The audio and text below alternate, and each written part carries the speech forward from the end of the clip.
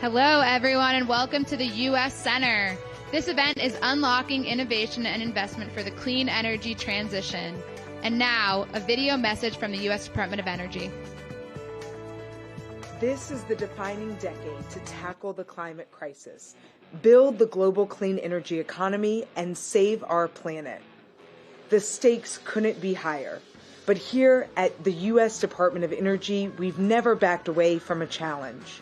This is the agency that decoded the human genome, created the world's most powerful X-ray laser, and kickstarted the development of the internet. Now, we're pushing the boundaries of research and development, including through our Energy Earthshots initiative, to lower the costs of next-gen clean energy solutions. We're partnering with private sector leaders to turn billions in government funding to trillions in private investment, deploying critical clean energy technologies, and putting steel in the ground at new manufacturing facilities where a generation of American workers will build solar panels, wind turbines, heat pumps, electrolyzers for clean hydrogen, and more. Plus, we're ensuring those who have borne the brunt of the climate crisis will be the first to benefit from the clean energy transition. We know that progress will not come easy, but if history is any guide, the Department of Energy will rise to the challenge, powered by the genius of our scientists, the force of our global alliances, and the resilience of the human spirit. We hope you'll join us in the fight.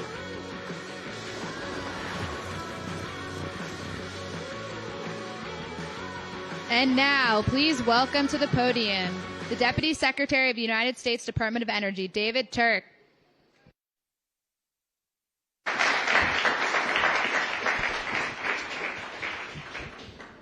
Hey, everybody. Thanks for joining us. We've got standing room only. That's impressive. I think this has got to be the most impressive U.S. Center event yet for the Department of Energy. Thank you all for coming, and thanks for spending some time with us. We've got just a phenomenal panel. But I'm going to give a little bit of intro framing remarks. And we're going to talk about unlocking innovation, and we're going to talk about unlocking investment. And I'm just going to give you a little bit more than the video of what we're doing at the Department of Energy as part of our overall U.S. government strategy, working with key allies around the world, public and private, to do exactly that. So let me start on the unlocking investment side of the equation. This is truly a historic time in our government and our society. The scale and magnitude of the investments being made by the public sector, which is unleashing even more investment by the private sector, thanks to the President, thanks to the historic pieces of legislation that were passed over the last couple years, is truly staggering. Just a few numbers showing the kind of scale of what we're doing to accelerate our own clean energy transition and to reduce our own emissions in the U.S. We've got tax incentives across the board for all kinds of clean energy that we need. These are 10-year tax incentives. Some have a tail even longer than that. The estimates are anywhere from $369 billion to $1 trillion or even more, depending on how much private sector uptake there is for these tax incentives. But that's not all. There's $100 billion of grant funding just in our department alone. And anytime you're getting grant funding from us, it's not enough for that investment to unleash private sector investment, which we're seeing an awful lot of. In fact, our $7 billion of hydrogen hubs unleashed $43 billion of private sector investment. But it's not enough to just unleash that investment in the abstract.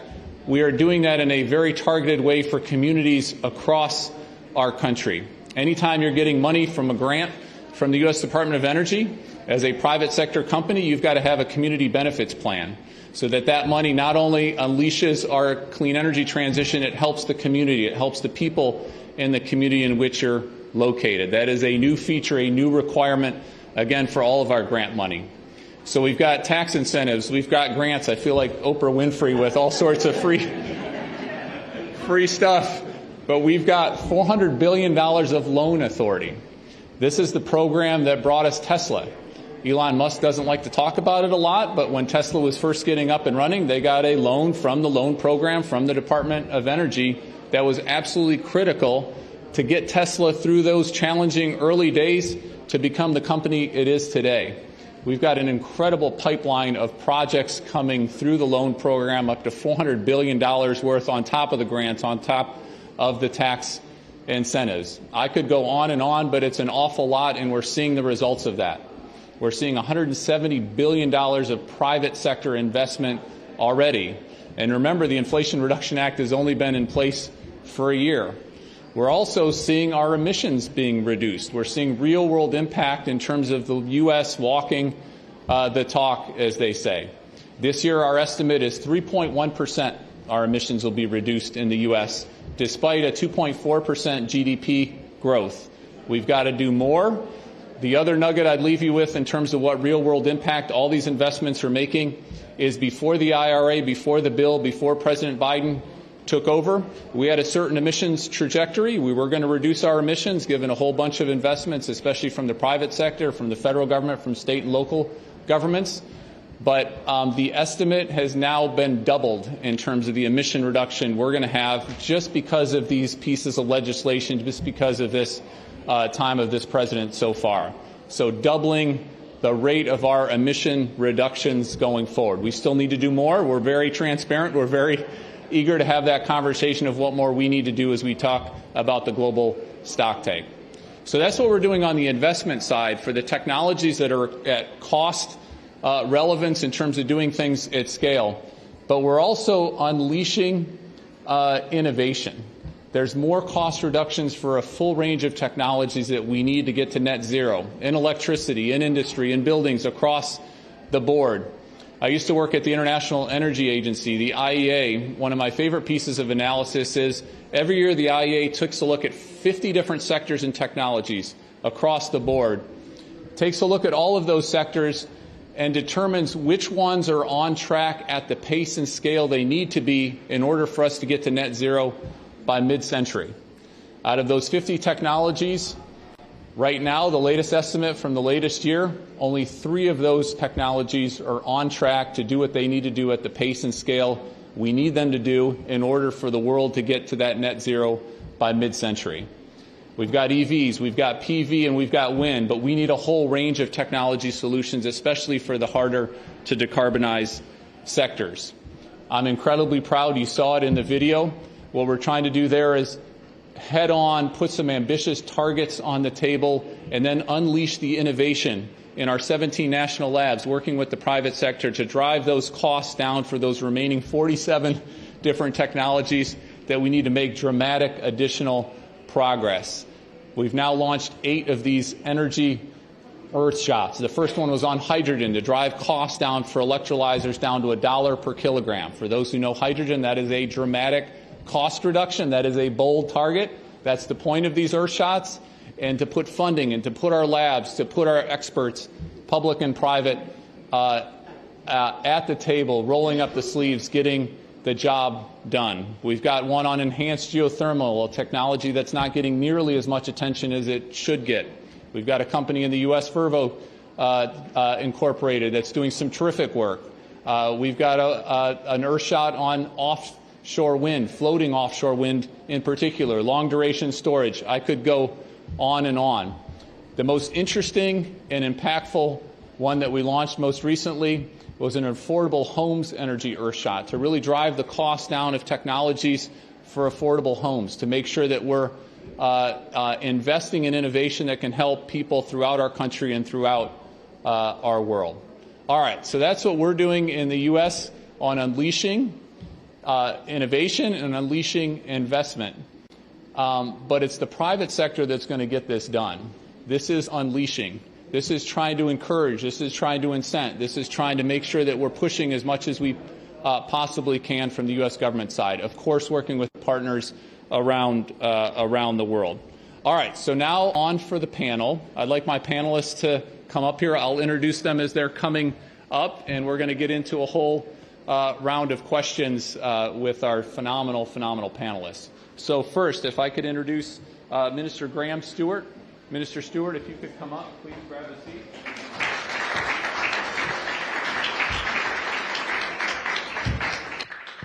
Many of you may already know Minister Stewart. He is a phenomenal leader for our relevant sister department in the UK. He's also the leading the Build Back Greener strategy and focused on a whole variety of plans and approaches in the UK. Kushla Munro, if you could please come up.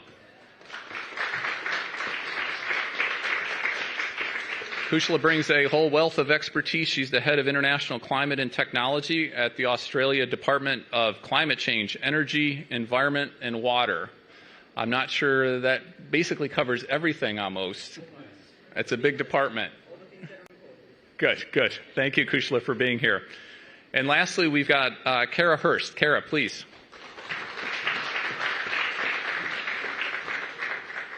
Kara is the head of worldwide sustainability at Amazon. For those who know Amazon only from getting packages in the mail, Amazon also has a phenomenally big data service as well, and all sorts of incredible pledges, the climate pledge, and pushing others in the industry and beyond as well. So, Kara, thanks for your leadership as well. All right, so we're going to try to get in a bunch of questions because you all have a phenomenal expertise. I told these guys I have some surprise questions as well, so not everything is going to be scripted here, which is hopefully of interest to all of us, hopefully even you all answering the questions as well. But let me start, Minister Stewart, if I could, with you. A lot of talk, of course, here about the supply push and the demand pull and making sure we're thinking of the market and all of the incentives, all of the parts of the market. I'm continually impressed with the UK for your innovation, including on the demand pull side of things, which I don't think there's enough governments, I don't think there's enough ministers who put as much attention as you all do on this, especially pioneering different models. So love to get your take on what you think you're working on, either that's out there, or if you want to give us a sneak peek of anything that you haven't announced yet, you can, of course, make announcements here, Minister. Well, thank you, Dave, and it's great to be in this packed room.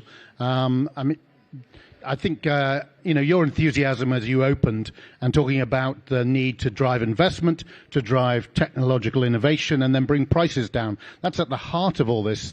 If we were ever going to, on a global basis, meet the net zero challenge. I represent a rural constituency in the east coast of England, and it was from there that they put offshore wind into the North Sea. And it wasn't obvious that we were going to be able to drive the cost curve down when we did that.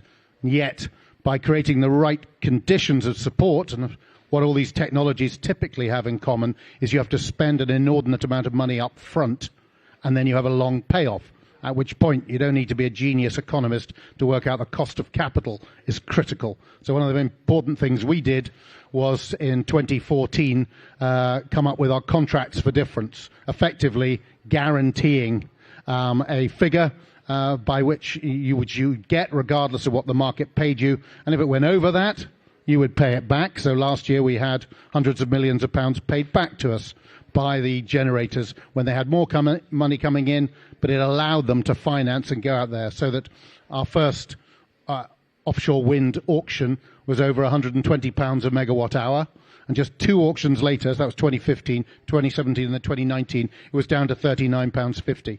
So that's why, exactly as you said, Dave, it's about unleashing the power of markets if you can get that going. And I believe when you look at what Germany and latterly China have done on solar, actually, we've got a model that works now. So when you come to the hard-to-decarbonize sectors, that's why the breakthrough agenda is really important. Looking at steel, we've got an announcement, I think, today on cement and also on buildings. That what we can do is make sure that we drive that forward. We give certainty to the markets, and if we do that, we get the investment, and with that, we drive down the price. So with things like hydrogen and carbon capture, without which we can't see a way that we can get to net zero, we are looking to unleash those next and hope to have the same dynamic impact. And that impact is much more if we work together, which is why the breakthrough agenda again is important, and things like the green procurement, public procurement pledge, which I think the 4 countries, the United States and ourselves and Canada, have entered into today to send signals to the market that they can invest in things like green steel for public procurement. And you add that to Secretary Kerry's initiative of the First Movers Coalition from the private sector, and you're starting to give that demand signal which allows the money to be invested. And once that is moving, hopefully, and it's expected, you can no longer get investment in something which isn't green because there's too strong a market signal the other way. That's the exciting bit, and I've gone on quite long enough. Thanks, Dave. Thanks very much, Minister. Very super interesting.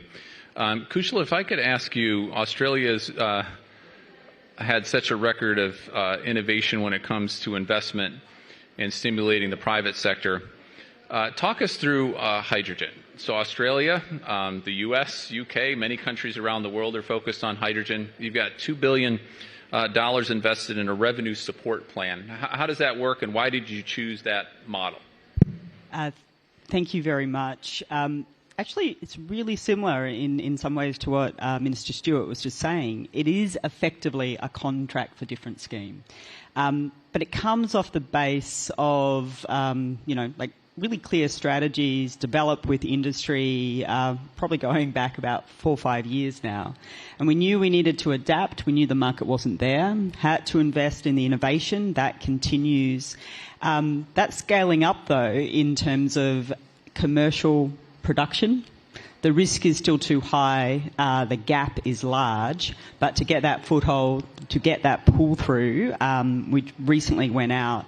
And I must admit the response has just been overwhelming in Australia. So despite all the lucrative incentives from a certain country, we know that we need to see all countries win in this space. And it is about, I think, that government is willing to partner, work with industry. And I think it's just being adaptive because we learn and then we do it again. We learn and we do it again. Thanks, Kushla. All right, Kara, from the private sector side, as both the minister and I've said, and Kushla certainly from the Australian side, like we're doing all these schemes, all these incentives, whether it's tax incentives, whether it's grants, loans, et cetera, but it's the private sector that needs to take this and do things at scale. Certainly at the scale and pace we need the private sector fully incented, encouraged. If you could give us some examples of public-private partnerships, what have you seen that you've been like, boy, that's really interesting, let's replicate that, let's learn some lessons from that particular public-private partnership? Sure. Well, thank you for including the private sector. And I'll share a little bit from the perspective of Amazon, because one of the things that we're really passionate about is using our scale for good and trying to bring others along with that, because we absolutely, can't do this as a singular company. And so we think working not only in industry, but of course across sectors, public, private, non-governmental, we need all of it moving together. And so I'll share a couple of examples with that. About 4 years ago in 2019, we set our ambition level through the Climate Pledge, which we co-created with Cristiana Figueres, to be net zero carbon by 2040. And we invited industry along with us because we need all of the hard to abate sectors on that. We now have 450 companies that have joined us in that. And along, it's 55 different industries and 38 different countries that those companies represent. So it is truly a global movement. And when we did that, we did a couple of different things to try to get industry moving, because we were having trouble finding the vehicles that we needed. Transportation is one of our biggest carbon impacts at Amazon, and we did not find the vehicles that we needed. We were talking to automobile manufacturers and saying, we need to electrify our last mile. It's one of the things that we have to make the operational changes within our business. And we're not seeing the vehicles that we need. So we ordered the largest ever order of electric delivery vans at the time, and I think maybe still. We ordered 100,000 electric delivery vans from a company called Rivian. We now have 10,000 of those on the road all over the world, and many other OEMs we work with will have all 100,000 by 2030. But we need the charging infrastructure, which requires working with municipalities, regions, governments to make that happen. We made a goal to have 100% of our operations run on renewable energy. At the time, we said by 2030. We took a look at that with the growth of our operations and then decided actually we can move faster, so we should. So we pulled that up to 2025. We're now at 90% of that. And to give you a sense, when we say our scale, we are the largest corporate purchaser of renewable energy in the world. We have a portfolio of over 23 gigawatts of renewable energy. It's about $12 billion in economic development, over 39,000 jobs. So this is scale, just one company.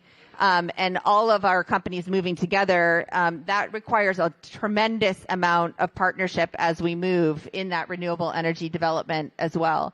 So those are some of the things that we love. But the recent work that the U.S. government has done has been incredible when you think about the production tax credit that's available for hydrogen through the recent IRA, and what's happening with that, bringing in from the very beginning both the suppliers and the producers of hydrogen, creating the programmatic structure to think about the full life cycle of that. So not only how is hydrogen going to be produced, but how is it going to come into the economy? Where are we going to place those hubs? How is that going to happen?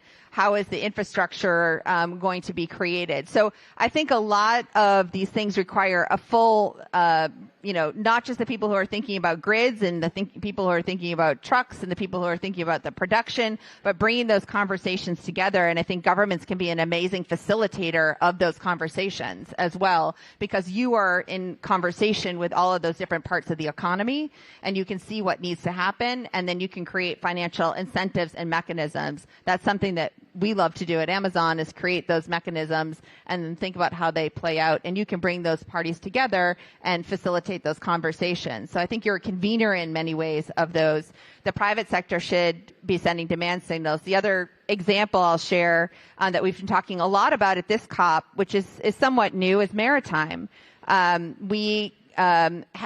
You mentioned the First Movers Coalition, which we were one of the first members of, because we can send a demand signal for our ocean freight. So we committed to it, and we made an ocean freight commitment. And we've taken some of the ocean freight delivery services from Maersk and their eco delivery services, but we made a 10% of our ocean freight delivery on zero emission shipping by 2030. And we created the Zero Emission Maritime Buyers Alliance last March.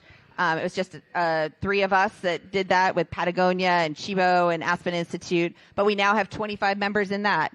And we issued a tender in September for 600,000 20-foot shipping containers. That's a big demand signal. And so the shippers then can say, look, our customers are asking for that. And then the ports, which are, cities and regions, can go and say, we need to be zero carbon because the shippers are asking for it, because their customers are demanding it. So all of these things are interconnected. And I think that's what the private sector can really drive. And we're excited to see that happening much more quickly. And then the incentives that you all bring through policy levers are just incredibly important. Thanks, Kara. It's about bringing those puzzle pieces together, connecting those dots, and doing it at a pace that and a scale that we need to, right, given where the science is, given where the math is. All right, so it's the middle of the COP and the middle of the afternoon. We're going to go off script a little bit. Our panelists have consented to this, I think, hopefully. So unless Kara tells us otherwise, humans are still in charge. AI's not quite in charge yet. We've got a phenomenal group of inspirational folks here, right? Many people we've known for years, those of us who've worked in climate circles for years, others we've newly met.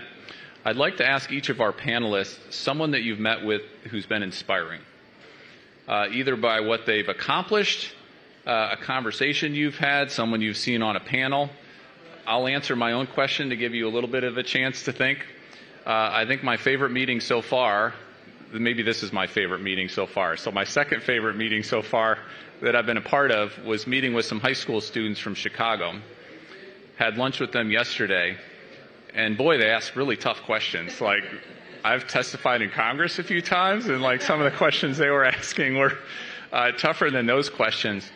But just to see young people, these were 16, 17-year-olds, who are so passionate about this issue, climate change, and so inspirational in terms of really trying to not only hold everyone accountable who's in a position like the positions of folks up on the stage, but wanting to be part of the solution in a very constructive, ambitious real-world kind of way. All right, so hopefully everyone's had a chance to think of this. Who wants to go first? All three of you hopefully will answer. Kara, please. I'm happy to start. Can I name two? So one, I will say there was a young woman I met at a World Economic Forum breakfast the other day, and her title was Sky Warrior. And I asked her, what does that mean to you? And she's working in Mongolia on a cook stove issue and really worried about the pollution that cook stoves are creating there, and working on how do we create more access for communities there to different types of technology to reduce carbon and create cleaner air. And she was bringing that very bravely into a conversation in a room of really, interesting and powerful people, and very much challenging the conversation, which I loved. And the other was I got to meet one of my heroes, Secretary Clinton, yesterday in the conversation around, which I learned was the first time that we have had gender, a gender and climate day at a COP, which was shocking to me. And we were talking about a gender climate equity fund that Amazon has been part of launching. And it was just a really amazing conversation about the intersection between gender and climate, and how do we get more access for financial capital to women who are leading on the climate solutions front. So that was a very exciting conversation and very inspiring. All right, super interesting answer. I think my experiment is working. Kushla, Minister, who wants to go next? I'll go next. Yeah, when you asked that question, and Genuine did not know that was the question he was going to ask, my mind really did go to some of the youth delegates that we have on our delegation as well. And just the sharing of stories that drive, there were even tears when we were talking about, they were talking about how they felt, what they were concerned about, and yet just sort of coming and driving and pushing, and how that keeps the spirit full, because this is really hard work, right? We know that. And so the inspiration that I draw from that, I should be really kind of old and cynical about this, but I'm not. And so that's pretty inspiring for me. Good, thank you. Minister. Thank you. There's so many names coming to mind, but shortly after I was first elected to Parliament, a couple of years later, I found myself on the joint committee between the House of Lords and House of Commons for the putative, at that time, climate change bill that became the Climate Change Act, and it was chaired by someone called David Putnam, who you'll know from Chariots of Fire and being the film director, and he just ran that so brilliantly, and I'm very proud of the Climate Change Act, which has now been followed by so many others. It was the Climate Change Act which set the framework and the direction of travel, the Independent Climate Change Committee, the 5-yearly carbon budgets, and the UK has decarbonised more with respect to the United States and every other major economy on this earth, more than any other major economy on the planet, and has the most ambitious plans for 2030 at 68% reduction on a 1990 baseline. So David Putnam, by being so reasonable, he's a Labour peer, not my party, but just did a brilliant job of bringing that together and helping put that flagship legislation together. And it, much as I admire those young people and the others who raise and are passionate about this issue, but in some ways, it's not to take away from them, in the current climate, it's kind of easier to do that.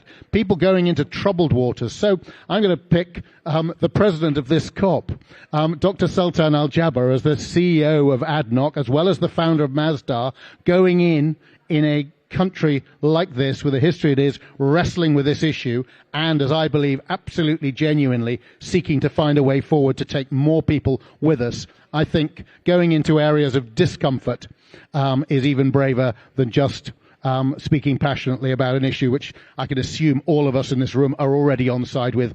Dealing with people who aren't on side with it and wrestling with that and coming out with something that takes us forward is something which is real global leadership. All right, thank you all for phenomenal answers. And you may ask yourself, what does this question have to do with unlocking investment and unlocking an innovation? Well, it's people, right? As much as we've got tax incentives and grants and interesting mechanisms and public-private partnerships, it's the people who are going to make the difference to unlock the investment, to unlock the innovation, as quickly and at scale. We've been lucky enough with all these new funds, these new grant programs, to hire up 800 plus new people at our department alone. Phenomenal talent that's driving this with the passion, with the inspiration going forward. All right, another question, again, middle of the COP, middle of the afternoon kind of question.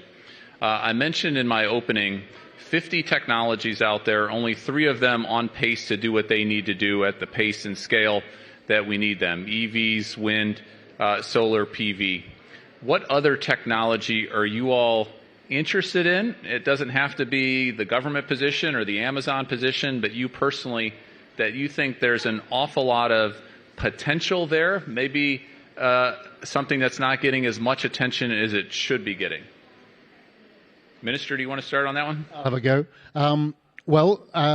It's great to see countries stepping forward at this COP, loud and proud about nuclear, because the IPCC and others say that we need nuclear to get to net zero. Not everywhere, but we need practically everything. So I'm really delighted about the small modular reactors, and we set up Great British Nuclear this year. First job is to down select technologies for that. Also invested 700 million last year into fusion, with the aim of getting electricity from fusion onto the grid by 2040. But as you rightly say, I could go on. Floating offshore wind is phenomenal and will allow us to, one of the themes of this conference as well, while we have oil and gas, and we will have for some time to come, we need to decarbonize its operations. So looking at interesting floating offshore wind, which is so far off the coast that it's hard to pay for the connection, actually then connected to offshore oil rigs, and the economies of those things coming together and work. That's really interesting.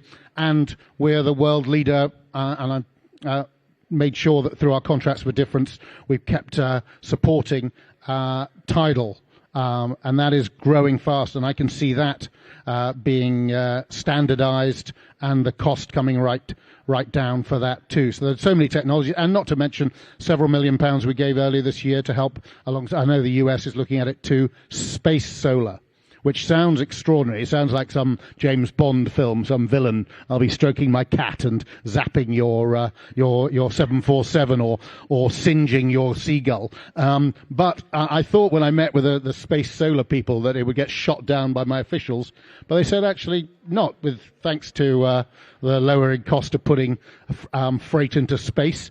Unfurl it there, you can microwave the energy to Earth. You have a large, relatively cheap grid to capture it. So space solar, there's a lot of issues to be dealt with there yet, but it's a really exciting technology. And of course, it'll be in geostationary orbit, permanently in the sun, able to capture hugely efficiency energy and allegedly microwave it to Earth in a way which will leave no sparrow burnt, which is good. So for those who aren't following, whether space solar or fusion or other technologies, it was one of our DOE national labs last year that had a breakthrough on fusion.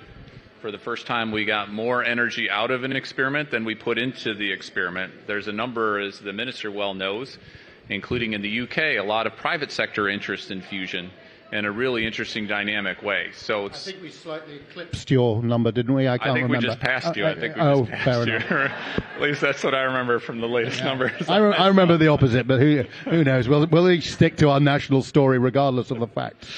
All right, Kushla, technology. Okay, I'm going to stay on Earth for my answer. So for those who don't know, like Australia has great record in solar technology, and about 80% of originally the technology in our IP is now in the solar cells. We just didn't end up keeping it or making it in our country. But one of the things which, when we think about, again, comparative advantage and the scale of the renewables that are going to be necessary, we've also committed to ultra-low-cost solar. So that is about reducing the cost even more so to around 30 cents a watt installed, but also the efficiency. And so there's some really good sort of cell technology that we've got to keep pushing pushing on and pushing on. And it comes down to also the systems of deployment, because you can get into the pretty sexy, that particular technology, but it's about the systems of innovation and deployment which is going to really help us deliver.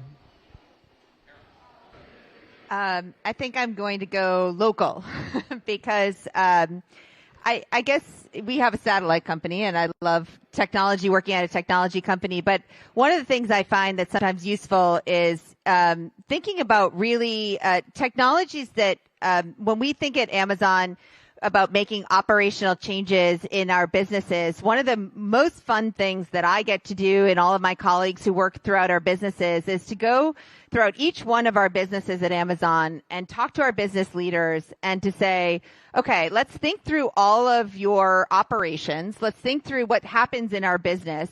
Let's think through where the carbon impacts are. And then let's think about the technologies that you might need to decarbonize your business. And do they exist today? Do they scale? And if they don't exist or scale, what do we need to go find? And so to give you all a few examples of how that works at a company and how you actually go from taking a company like Amazon, 1.5 million employees and the footprint that we have and the diversification of businesses, how do you get to net zero? It's really complicated, but it's also really fun when you think about then you go and explore new technologies and think about what do we need to go in and then deploy. And so to give you a couple of examples of how that works, we have a lot of buildings. And buildings, as we all know, are somewhere roughly around 40% of the world's emissions. And so when we think about the opportunity that we have to think about demonstrating how buildings could be a big part of decarbonizing in the world and certainly our own footprint, we have a climate pledge fund that we established. It's a $2 billion fund, and we make investments in early stage decarbonizing technologies. One of the investments we made is in a company called Carbon Cure, which brings down the carbon footprint of cement. And we were building new headquarters buildings in Virginia, and we wanted to deploy this in the cement of those buildings. We first had to work with the developer to bring it into the region. And so that was a whole bunch of work to bring it into the region and make it there and then put it into our building. We didn't know how much it would actually bring down the footprint of the building, but it turned out long process, but we put it in the building. It brought down the embodied carbon of that building by about 20%, which is quite big. And now it's widely available in the region and we're using it in over 40 of our buildings. And so that's a great story about making a technology more widely available. We're using it. So we look for things to invest in that are both we can scale and then we can make more widely available. We also took all fossil fuels out of that building. But that means every vendor that we bring in, the coffee shops, the retail businesses that our employees are going to enjoy, they had to learn how to cook on electric and make all their food, their coffee, everything on electric, which is different for them. So we set up a test kitchen about a mile away, and before the building opened, brought them all in and started to teach them how to use electric kitchen equipment and do things differently.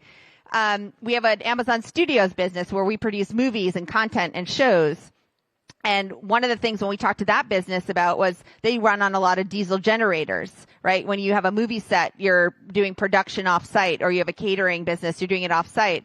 So we said, well, what it would be great if we had electric generators. We went out and found a company called Moxion and invested in them, and now they're using electric generators. That's a great thing. We found 13 different uses for electric generators throughout our company, and we're scaling that. And a lot of other folks in the industry are now looking at that. So we love to go and find these kinds of companies that solve problems for us, bring down our own footprint, deploy them within our system, and then scale them up and make them more widely available to others. And so I think there are technologies like that that are really interesting. You can apply them immediately operationally, whether they're HVAC or building materials or packaging materials or things like electrification of generators that really have an immediate and direct impact on making those operational changes that reduce the absolute carbon and your emissions, and then you can scale up very quickly with new investment.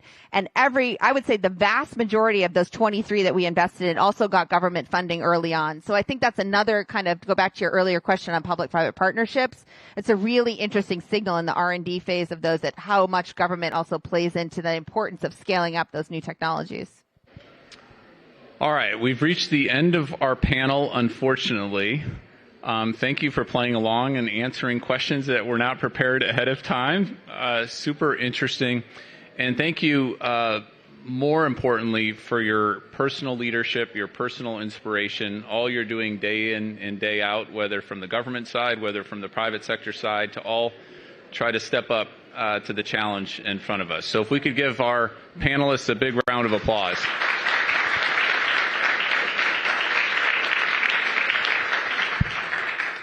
All right, so I have one more job. I get to introduce Ali Zaidi, who's our National Climate Advisor for the U.S. government, working out of the White House. Ali, I asked a question earlier, you weren't here, but I asked a question of who they met at the COP, who's was the most inspirational person. Everyone up here said Ali Zaidi. Right, guys? Did everyone up here say? All right. Oh, if you haven't met Ali yet, I guess that would be challenging. I have met Ali. I've worked with Ali. He's a good friend of mine for many years. He truly is an inspiration. He's incredibly eloquent. He's incredibly passionate. He's not only our national climate advisor and has been working in this White House and the White House during the Obama years. He was the Deputy Secretary of Energy and Environment in New York. I think he's one of those guys, when I get down about humanity's ability to deal with this immense challenge to get to net zero in just a few decades, I think my lucky stars, I think we all should, that Ali's in the job he's in and day out, stepping up. So Ali, you're going to close us out.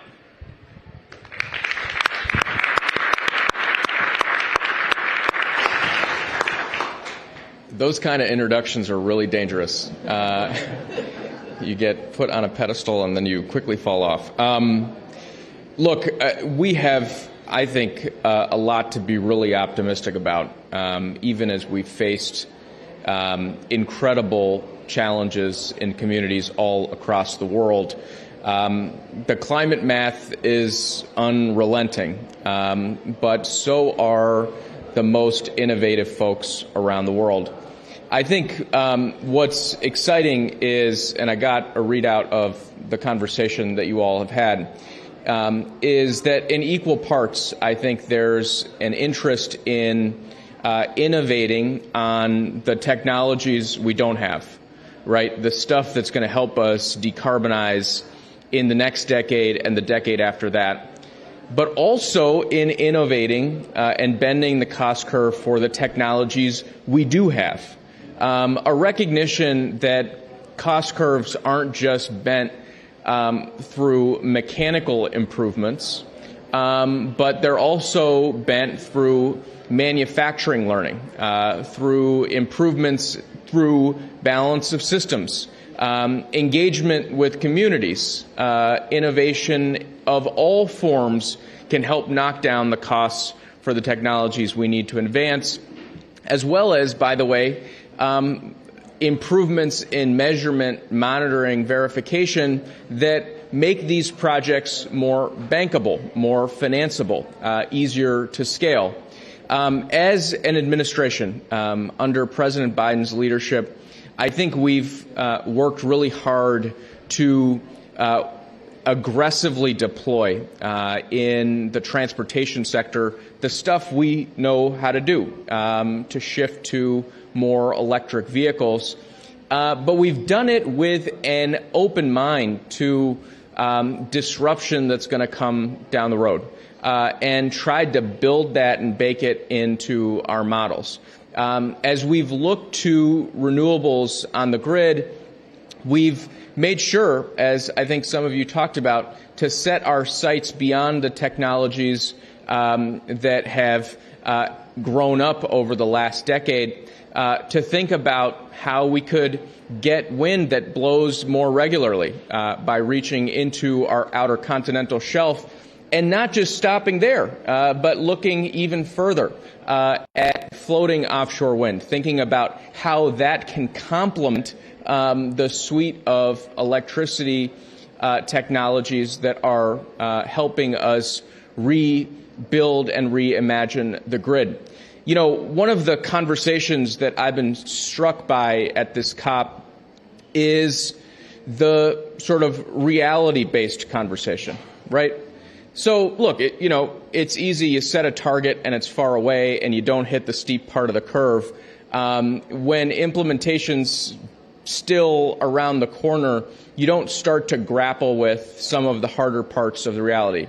But when you're in it, which we are at this point, you have to start really thinking about what your customers need, what the economy needs to keep expanding. In the United States, that conversation is coming in a few different forms. In the power sector, for example, we're seeing massive load growth in the U.S. after an electricity sector that was largely flat for decades. And what that's forcing us to think through is, how do you build stuff really quickly? So it's not just a question of clean, it's a question of quick. How can you get it sited and permitted? What is the technology innovation? And I work with Dave Turk on so many things. One of the topics we spend a lot of time on is, how do we just get things permitted and sited more quickly? That's part of innovation. I talk to folks who are trying to deliver offshore wind at maybe $100 a megawatt hour. And one of the things they tell me is, we've got to figure out how to improve the number of hours we can do construction over the course of a year. If we do that, we cut down on the cost of holding some of these vessels that we're going to need to build the offshore wind farm. So making sure we're delivering quickly.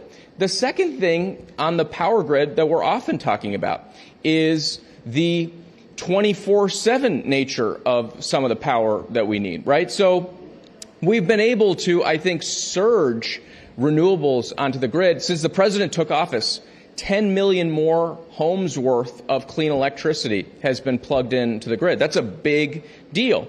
But as we get into the later innings of this project, we have to make sure that we're delivering zero carbon versions of baseload power, right? We can't just say, oh, you need to adapt. There used to be a conversation, right, that was, okay, well, the demand side will get so nimble that it will just sort of chase when the power goes. And yes, the demand side needs to get a lot more nimble. We can do things to flatten out the duck. But we've also got to deliver power with the attributes people need. We need innovation of that kind. And so we're, I think, really clear-eyed about the challenges we face. And one other dimension of this innovation conversation, I'm sort of freestyling here, but bear with me, is, I think that so often the innovation conversation is a widget conversation. We're so used to having climate conversations that are technology-based, right? We're talking about fusion in one room and SMRs in another, and grid parts in another conversation, and heavy-duty vehicles in another room. We need to bring all of that together if we're going to achieve the goals that we've set out at speed and scale. That integrative function, the sexy but non-sexy stuff that the Department of Energy does with supercomputing capability, to take all of this, crunch it together, and think through how, for example, a port can reduce its emissions, right? Not any longer just the drayage truck or the ship or the lift.